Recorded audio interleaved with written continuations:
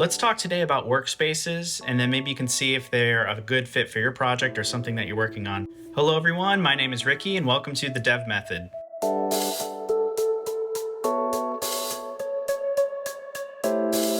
So workspaces can contain either libraries, so things that you put in the lib.rs file, or they can be binaries, things in the main.rs. And it's going to help you split up your code. You can have, all these crates that you have are going to be just different folders, and you can depend on one or the other. They can also just be completely separate from another. They don't have to depend on each other. You can find all this information in the Rust programming book in chapter 14, section 3. So we're going to start from the bare minimum. I have here just a terminal open, and then we'll eventually open up VS Code to add some code in there. But the first thing we can do is we actually just need to make a folder. I'm going to call it WS for Workspace. And I don't have anything else in there right now. I have a whole bunch of other folders, but we're going to go ahead and make a workspace. So make dir WS. Then we're going to cd into that WS, and then I'm going to have it open up in VS Code. So as you might see, it's blank.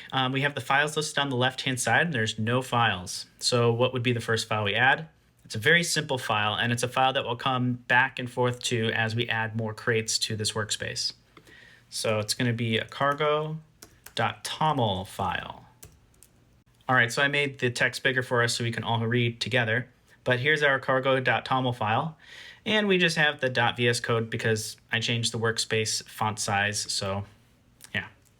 And so ignore that one. That's not something that you need.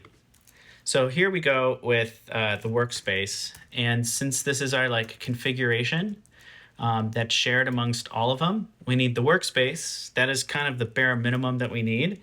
And these members. And you put them in this array looking thing. So we just got to put in the first one that we're going to do, which we're going to call core-1. So normally you don't have dashes in your crates, but I'm going to add it just so you guys can see, what happens if you do something like that. All right, so now I have the command line open again, because what you do in your workspace is you continue to use cargo just like how you would create a brand new crate or a new project for yourself, and you use cargo new. And then you can do all the different cargo things for setting up a new workspace. I'm going to give this a name, just core-1, just like how we have set up as our members. So those two things, they don't necessarily need to align at this section, but in the cargo.toml for core-1, they definitely do need to line up. So I'll do that, and I'm going to make this a library. So I'll just do the --lib. That way we only get the lib.rs file. And then what's the other thing I want to do? I don't want version control. So I say version control system or VCS, none. So here we go, add it. All right, it's there. Now we have on the left-hand side core-1, right? Cool. We have its own toml file, and then we have lib.rs. All right, there we go. Turned on Zen mode, so it takes away the extra stuff off the screen. But yeah, this is our lib.rs file for core-1. Now, this is the default that you just always get when you create a brand new crate, especially as a lib. So let's go ahead and look at the cargo.toml file. So this name, this is the thing that you're definitely going to want to pay attention to. It also has the addition of Rust, whichever you're using. As additions come out, you can upgrade this part, whatever you want. Then you have your own dependencies for this own crate. So pretty cool. Now, if I add a dependency here, which we will do, this dependency could be another crate that's in my workspace, or it could be external. So we will come back to that. But for now, this is all we have. So we have the core.toml. Here, I'll put them side by side. We have the core1 cargo.toml on the right-hand side. And then we have the workspace cargo.toml on the left-hand side. So those are the two things. And that's really all you need to get set up. And you kind of repeat this process to add more crates or packages, if you want to think of them that way, to your workspace. So if I bring up this here again, I'll just keep that workspace part open. But now if I do a cargo build, so here, if I do a cargo build, it's going to build all of the members of our workspace. So let's just do that real quick. Cargo build, there it is. And you'll see that we have core 1 that got built. So let's add another. Let's do a core 2. So we'll do cargo new. And this time, instead of core 1, we'll do core 2. Now, I'm going to do this here without adding core -2 to what's going on in here, because I want you to see like what happens. So let's do that. Okay, we're good. Now we actually have a little bit of extra output from running that. It's telling us something about like, oh, hey, you have this thing called core 2, but it's not inside of your workspace members. So you should go add it there. And that's totally fine. So you don't have to worry about forgetting to do that. So here back where I had before, I'll do core -2. And then we are all good. So now let's just do a cargo build again. There we go. So now it only needed to build core 2. So let's just try them both at the same time. So if we had like a fresh copy of this workspace. So we do cargo clean. And what that does is it removes the target directory. So cargo clean, cool. Now we'll do cargo build again. Aha, now we have both. So it didn't have to rebuild that last time because core 1 was already built and there was no code change. And same thing goes now for core 2. If we don't change anything in there and start making other changes to other crates, then we won't have to worry about rebuilding all this stuff all the time. So yeah, that's the start of what we have. Now let's do something a little different. So I have these two. Let me go to core 2 and it's lib, because it's also a lib, right? I'm going to change some things here. I'm going to say print from core 2. And I'm going to take out all this other stuff here. Okay, not return anything, get rid of that. And all we're going to do is just going to use a little print statement, print from core 2. Like so. Whoop, let me get that exclamation in there. Okay, that is what I want. Now it's a pub, so it'll be exported. It'll be available for us to use elsewhere. And I'm going to ignore test for now. So I'll take out that default test template there. So cool, we're good to go. Now let's make a binary. So something with a main.rs. And what we're going to do with that one, we're going to call that, let's see, cargo new, and we'll take out the lib part. We could just still not use the version control system, but instead of core, I'll call this core 2, I'll call it core 3. Not really creative on names today, but this time I'm actually going to do with the underscore in there. So now again, I'm going to go ahead, before I run this, just do a core underscore 3. There we go. And as I edit it, it shows on the bottom right, the Rust analyzer thinks there's something wrong. That's fine. It's weird that you can't like do them both all in one go. At least I haven't figured out a way to do that, but never mind that. There we go. All right, so now we've created a binary. So let's look at that project. So here's core 3. And here's its source. Now it's got the main.rs. Yeah, so now it's got hello world, right? So now let's say we want to go to core 2 and we want to use, here I'm going to pull out this file right next to it. We want to use this print core 2 function from the core 2 package or crate, but we want to use it in core 3. So you might think, oh, well, maybe I can do a use. So let's do use. Then we got core, but that's the Rust core. That's not our core from our workspace. That's why I gave them the numbers there. So yeah, we don't have it yet. And there's a particular reason why. Now I'm going to go back to the toml file. And what I want to do here is I want to say, well, I'm going to use core 2 as a dependency. And in this dependency, I'm going to need a, I think, path to. equals, and then just a relative path into the directory. So core-2, like so. And so this name lines up with the binary name or the name of the package that's up here in the core. And remember, that one had a dash. So we got to include the dash here. This is why I say just don't use dashes, just always use underscores. You'll see again why in a little bit. But let's just try that. I think that's what we need. And then I think we just want to cargo build. All right, we got some issues. Let's look at it here. No matching package core 2.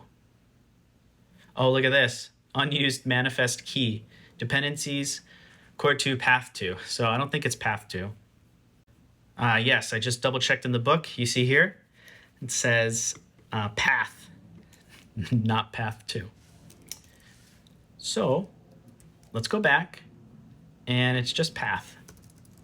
Great. So it's good to read those warnings, good to read those errors, making sure we're doing everything as we expect. So let's now do cargo build. Should download that dependency if it's from the internet. Otherwise, here it is, getting it from our own. So compiled core 2, now it's part of the dependencies of core_3. So let's go back to the main.rs of core 3. And let's use what's in our dependency. So notice here, core 2, now instead of the dash, because we can't have the dash as in the name when we're using stuff like this, so it has to be an underscore. So it actually substituted the dash with the underscore. That's why I always say, again, just use underscores instead. It's probably a convention you see. And yeah, so here's our function. So now we brought it into scope. So we have hello world from core 3. Okay. And then we're going to use this print core 2 like so. So if we want to run this, what we'll have to do is we'll have to do cargo run, and then we do a -p because we're like picking which one we want to run, and we'll just do the name of that package, so, or the name of that crate. Every time I say package, I mean crate. So then here we are. Let's run it. There it is. All right, so we had hello world from core 3, but then look at this. This is the code that's in core 2. Now it says print from core 2, right? Well, what if we went back to core 2 and let's change its implementation. So let's put that one on the bottom.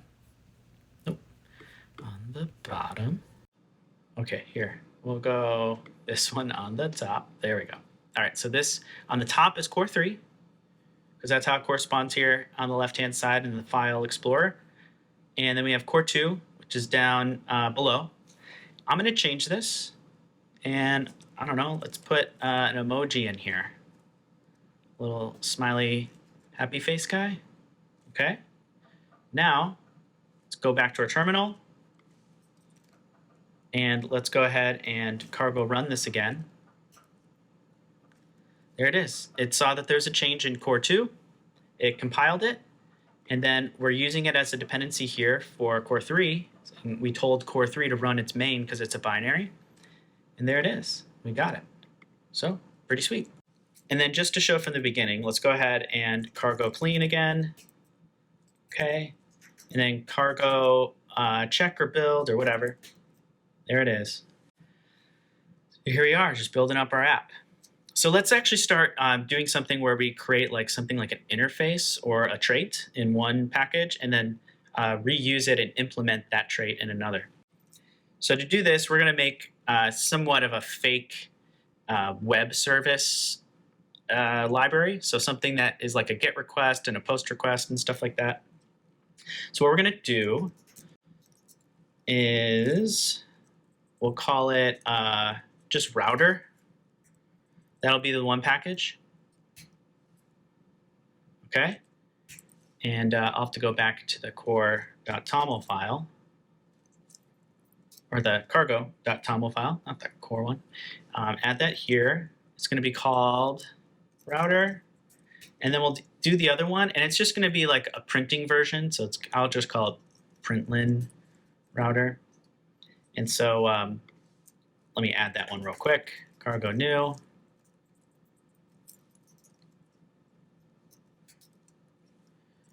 Router, and then we'll make this one a lib. Oh, I forgot to make the other one a lib, but that's okay. I'll show you how to change that. Okay, so cargo build. All right, so build the two. We should be good to go. I'm gonna ignore this error we had. So I forgot to make router a lib. It's got the main.rs. That's okay, it's very simple. Let's do this. New file, lib.rs. Nice. And I'm just gonna go ahead and delete that main.rs file. So I'm gonna create the trait. Okay, so let's create that trait, router. All right, and I know it's gonna have a function. Oh, and this is gonna be a public trait, so public, and then all of these will be public as well. It's gonna be a GET request, and so it's gonna have a route that you pass it, and then it's gonna have a handler, and we're just kind of put in something here, just a function callback that returns, start running out of space here, returns nothing for now, and that'll be it. And then I'll do another one for post, and then another one for put. And that'll just be it. We'll just do those three. That's fine. So if that's the case, if that's all I'm exporting is just this definition, it doesn't really do much. So it's just a library. That's fine. But the println one, here we go. So we can run this in on some of our tests. Now you can have the test run individually too, just like how you could have a binary run individually. We're gonna run our test. And typically what I would like to do so that you can target one test module over another is I like this one here. I don't know, I guess you can name your test however you want, but I'm gonna put in a little bit of the like the package or the crate name in here. Let me get rid of that. Okay, and let's see, just do that. All right, so I'm going to define a struct. It's going to be the println router, okay? And I think what I'm going to have it do is like just store all of its routes that it's been given. So I'll have a something like well, let's have it be called map, and it'll be a hash map, cool, of a string to some handler. So now I could do this. We will see that that doesn't really, I mean, that'll be fine, because that's the function signature we get from all these. So we'll see in a moment what that looks like. We are going to start to get some warnings. So here it's saying that the print router, it's never been used. That's totally true. And let's actually do this down here. I'll call it the PR, the println router. So println router, and oh, you know what? I'm going to do an implementation for println router. Just going to follow that convention of new, and it's going to return itself. And we'll just do println router map. Just do a hash map that is new, like so. Oh boy, that did not go well. Hash map new. Okay, cool. So the idea with this println router is that we want it to be able to do something like this, like PR and then get, and have it do something, and then it's going to save whatever's been called in this map. Now notice here, we've already started using new, but it says it wasn't actually used. That's because it wasn't used outside the package. This is more of like an internal implementation thing now. So I'm going to go ahead and, so now we'll do an implementation of the router for println router. Okay. Now we should get a compiler issue here saying it can't find router because we didn't pull it into scope. Well, let's go back to our cargo.toml file for the println router. And here we are. We're going to say we're going to use router and then the path, which equals relative path router. There we go. Now we can use from router the router trait. Here it is. Now we get a different type of error saying, hey, we need to use the get, put, and post. So let's do get. And let's do post. And let's do the put.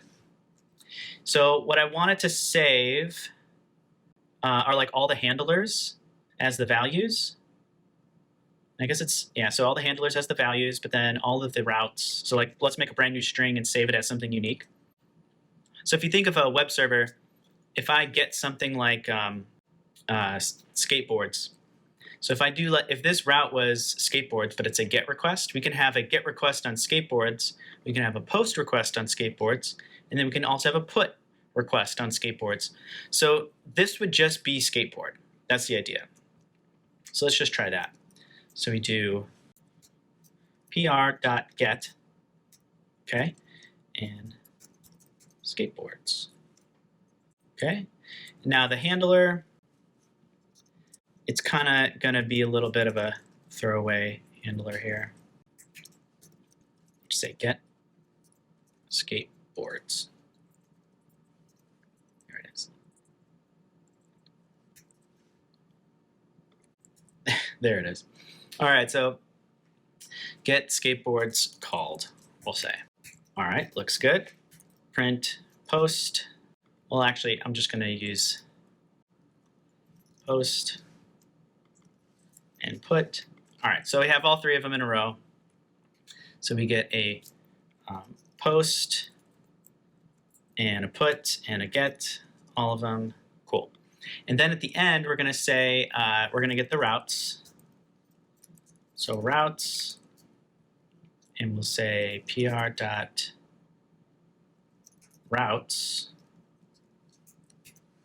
and it'll just be an array of those routes. So far it does nothing. I think we maybe got to pull it out, put it back in here. Yeah, there we go. Okay. So we'll eventually, we'll deal with that part later. So yeah, it says routes isn't used, but we are going to use it in our test. So we should be all good.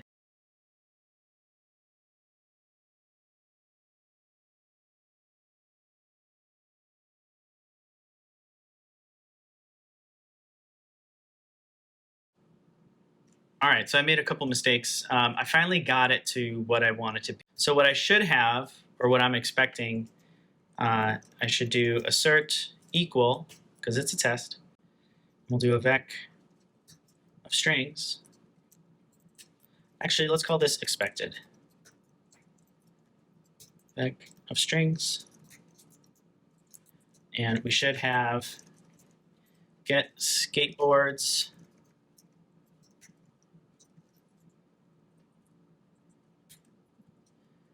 And then the post come next, so post and a put. So that's what we should expect. So I'll put that first, expected, and then the actual, which is routes. Cool. So now that I have this test written, I have the implementation going. What else do I need? Oh, yes. Okay, so I ran into an issue here. If I'm able to mutate, I can't, because this is mutable, or this is requiring us to be mutable if we want to insert or do something with it. So this actually needs to be mute as well. But it's going to require a change in the router package, because now we don't adhere to this trait.